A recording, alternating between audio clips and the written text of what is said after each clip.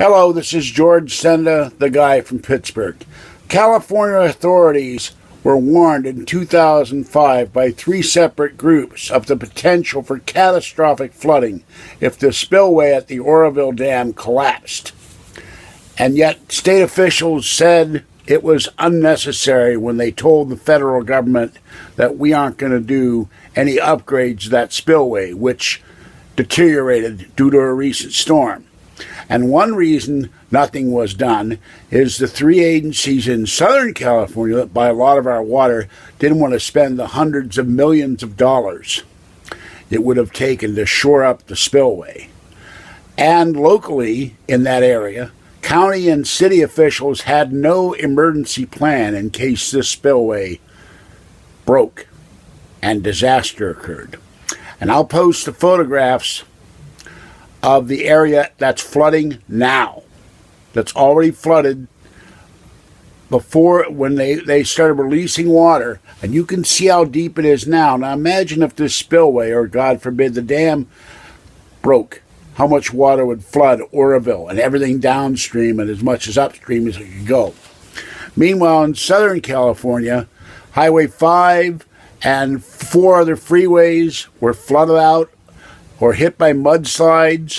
One man was electrocuted when electric wires fell on his car.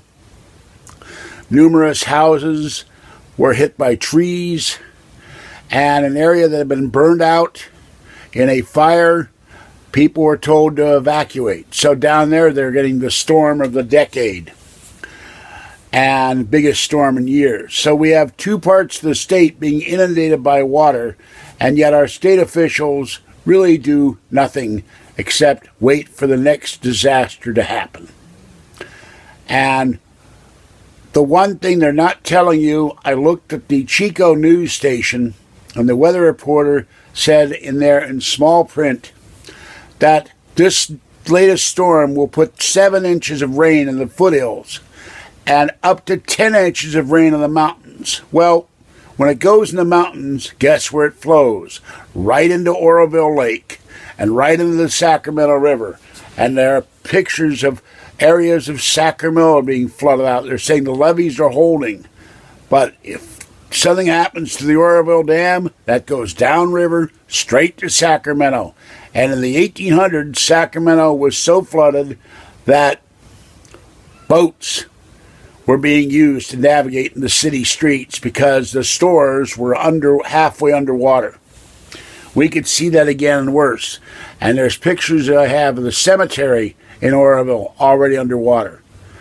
So with no evacuation plan, and in a letter to the state wrote the federal government in 2011, we have no evacuation plan, and if there's a catastrophic failure in the spillway or the dam, we would send our people to higher ground and wait for casualties. So in other words, they'd save their own asses and kiss the citizens' asses goodbye.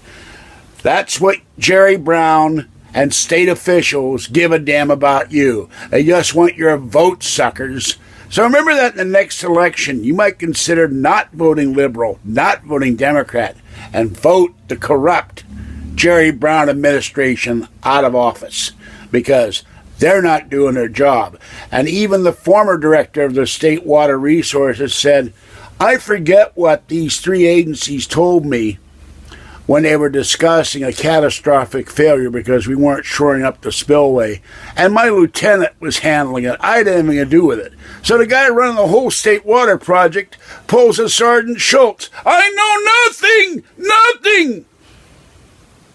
And he was the head of that agency for 6 years. This is the kind of people you got running our state government, folks. They can't remember. They got memory worse than Ronald Reagan when he had Alzheimer's. All right, this is George Senda, the guy from Pittsburgh. I'll post the links later, and then I'm going to watch some TV. Have a great evening. Try to stay dry and safe out there, and I'll catch you next time. Bye-bye for now.